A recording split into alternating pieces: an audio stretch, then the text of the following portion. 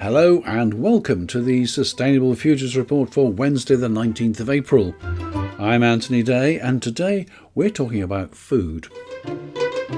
Not the sort of food that you're probably used to. As the world population gets larger, we have to look at more efficient sources of nutrition. Efficient both in terms of the input-output ratio and the hectares or acres of land that are needed for each unit of nutrition. Today's episode is an interview, so here's a man who can talk about the food of the future. My guest today is Leo Taylor. He is founder and CEO of YumBug. Leo, welcome to the Sustainable Futures Report. Thank you very much. Pleasure to be here. Now, we're talking about food. There's 8 billion people. We passed the 8 billion number for world population last year. Everyone needs to eat.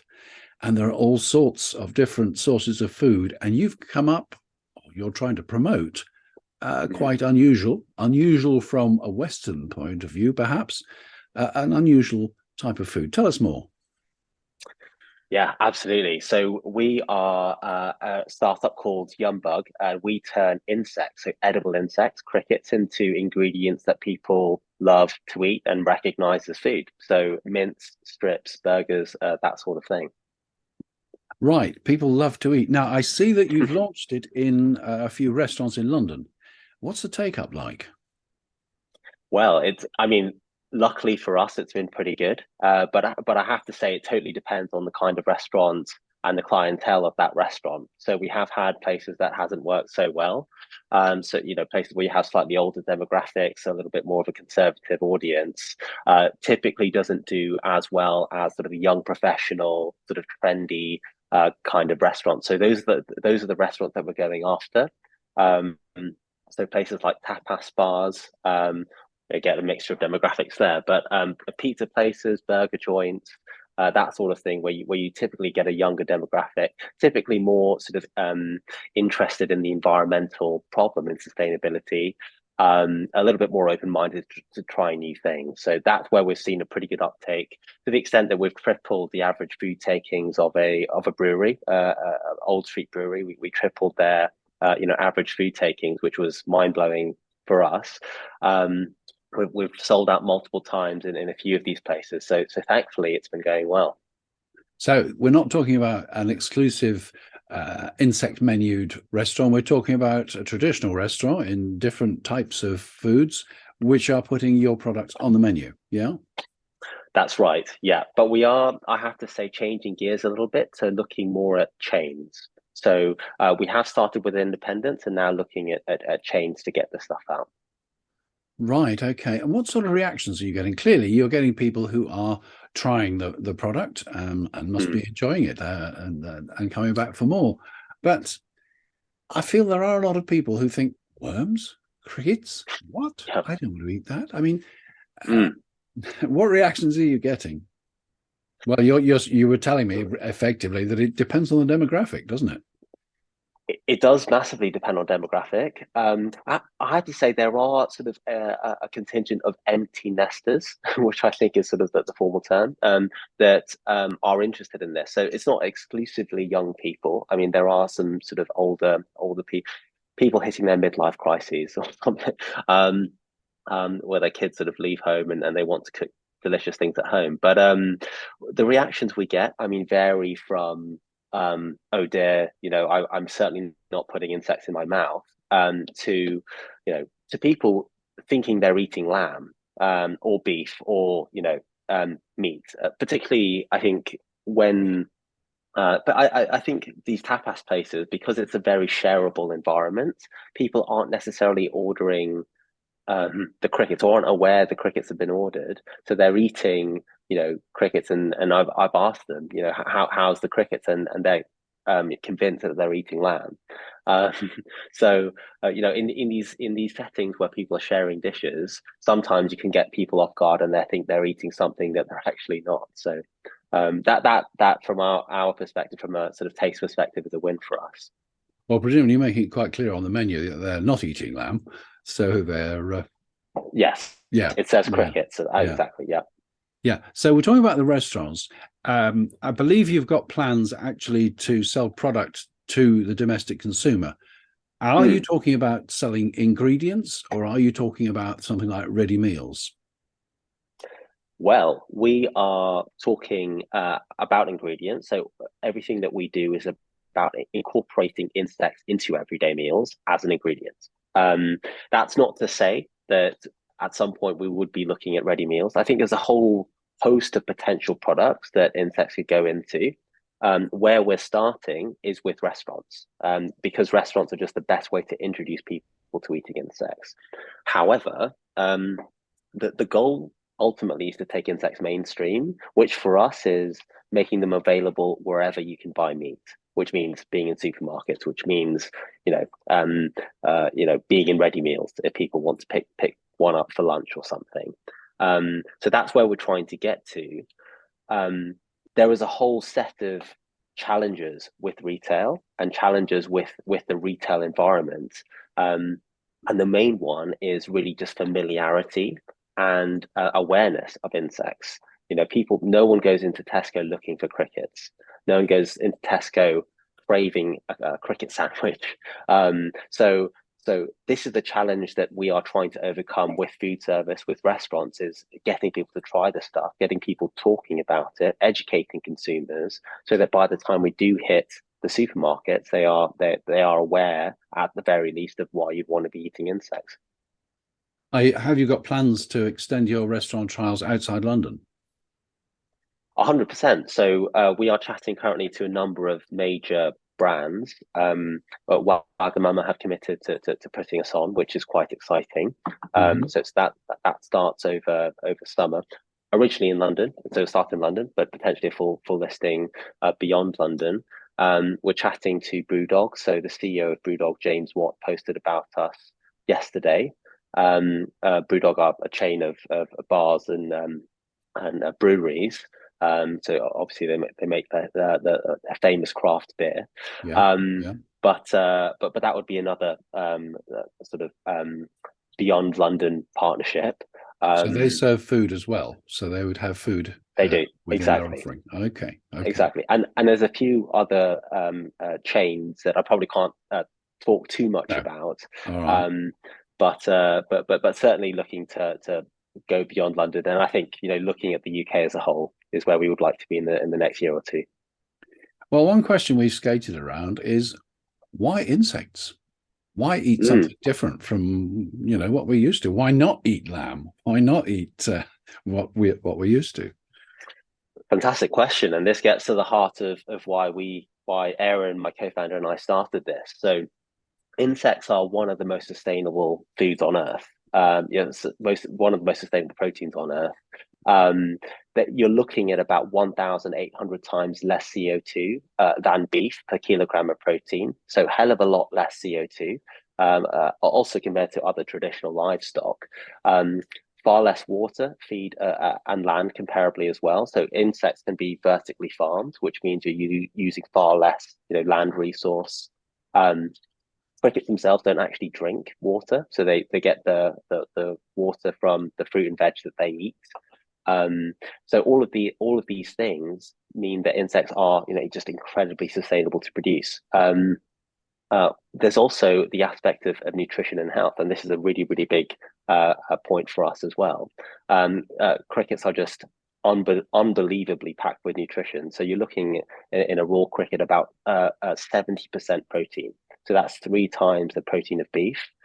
They've got more iron than spinach, more calcium than milk, more potassium than bananas, more B12 than red meat, more fiber than brown rice. The list keeps going. Similar omega-3 and 6 to salmon.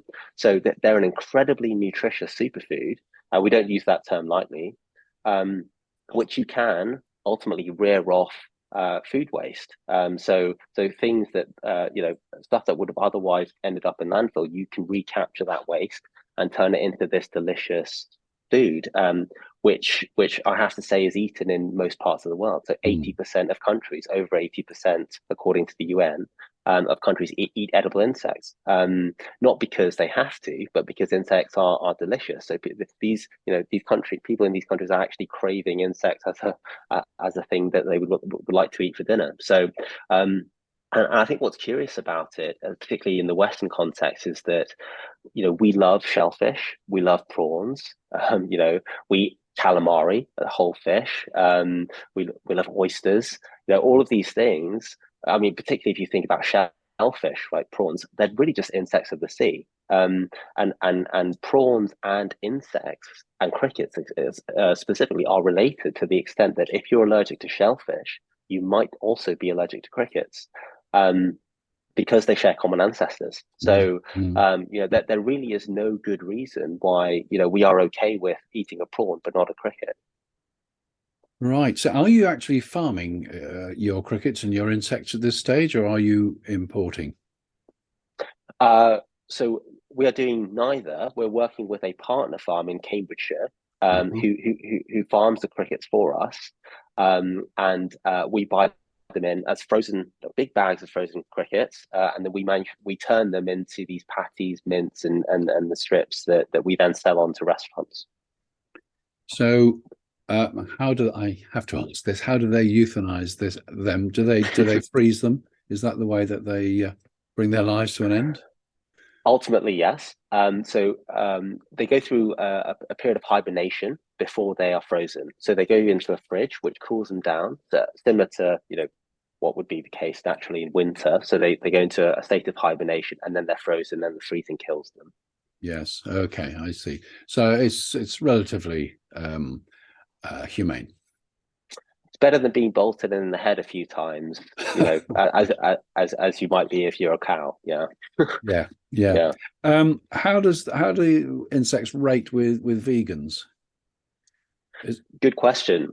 They aren't vegan because they are an animal. So on Yeah. restaurant menus, we are under the meat section, and I think it's important to say that we we very much align. We feel we align to the vegan mission, which is to create ultimately a more environmentally sustainable food system.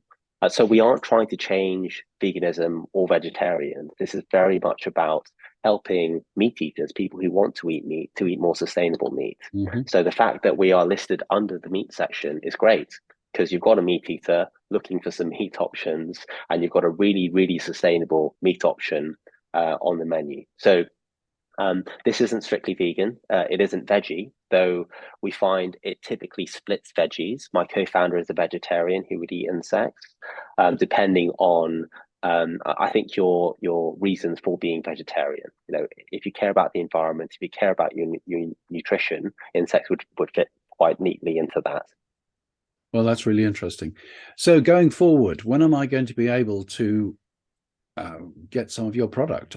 Presumably, initially it'll be mail order, but when will you be opening your online shop?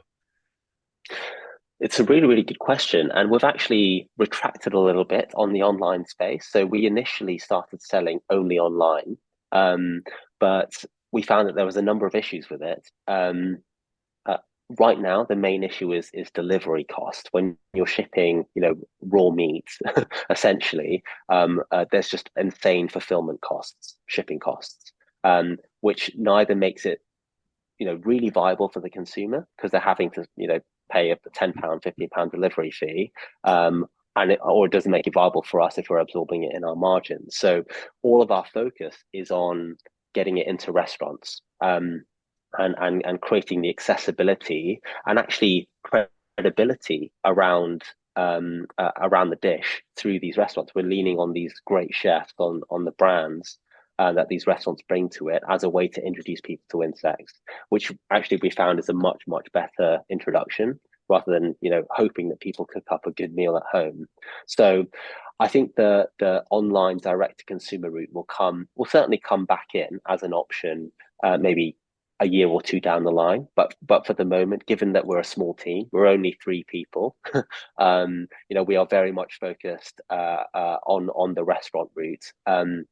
The next step will be retail. So how can we get this into shops, so that people can go in and pick it up for their dinner if they want to, before I think the online route.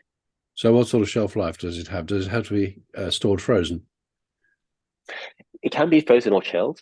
You've obviously got a longer shelf life frozen, so you're looking at about a 3 month shelf life Mm, for a frozen product, and 8 days chilled, which is more than your typical chilled meat product. mm, mm. Okay. Well, it's very interesting. I'd be interested actually to catch up with you, say, in 12 months' time. Hopefully, in 12 months' Hmm. time, there'll be a restaurant a bit closer to me than London, and so that I can have an Where opportunity. are you based, I'm based in Anthony? York, which is 200 miles north of London, of course. But Hmm. I'm sure there's a brew dog or a Wagamama in York that you might be able to sort of pop into in the coming months. there is certainly a Wagamama. I think there's probably a Brewdog as well. Yes.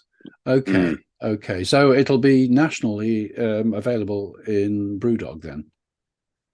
Well, in trial. So we're talking to them now about how we sort of arrange these trials and make and potentially make that work.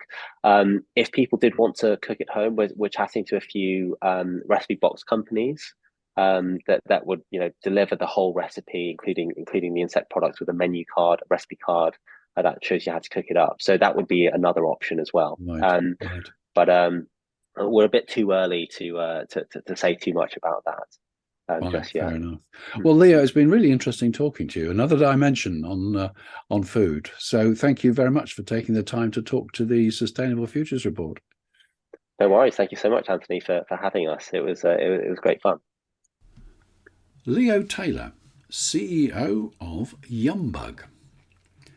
If you come across a branch of Brewdog or Wagamama that is taking part in market trials for YumBug, would you try what they have to offer? And if not, why not? But if you do decide to give it a try, please do get in touch and let us know what you think. I plan to get back to the subject in 12 months' time or so. We'll see how far things have developed and whether insect-based snacks are now on the menu of your favourite restaurant or pub. Or mine, for that matter. On Friday of this week, I shall be in London at the Big One, the event organised by Extinction Rebellion. I will take my camera and my recorder, and I will report back to you next week. You may remember that I've been to events such as these in London before and also in Leeds. It'll be interesting to see how many people actually turn out. As I explained last time, this is going to be a non-violent demonstration, as always, and this time nothing is going to be broken and no one is going to glue themselves to anything. The organisers hope for hundreds of thousands of people. It'll be really interesting to see exactly how many people do turn out and how many people stay for the full 4 days. I live 200 miles away from London, so I shall only be down there for the Friday, and I expect there will be many people in the same situation. Will you be there? If not, why not? And if you are, please get in touch and share with us what you thought about it and whether you think we're going to be able to make changes and change minds. Or have we reached a level of protest fatigue? Are we so cynical of our British politicians that the thought of influencing them to do anything positive or imaginative is alien to most people? Whether you'll be in London or not, please do let me have your thoughts and ideas for next Wednesday's edition. Either way, we're making history. Let's hope it will be a headline, not a footnote. Well over 450 editions of the Sustainable Futures Report have gone out now. How long shall I keep going? Are you enjoying the episodes? Are there different topics that I should be including? Are there people that you'd particularly like me to try and interview? Is there anything in particular that you don't like and you'd like me to change? There's no point in my doing this if it's not what anybody wants.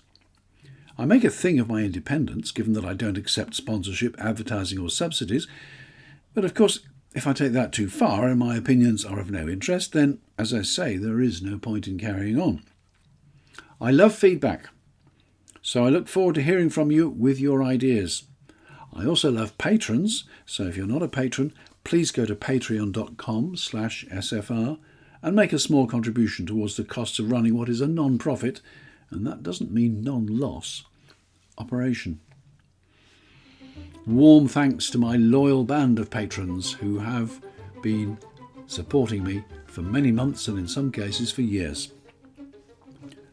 I'll be back next week with another edition of the Sustainable Futures Report, as long as I've not been arrested on Friday. But for the moment, that was the Sustainable Futures Report. I'm Anthony Day. Until next time.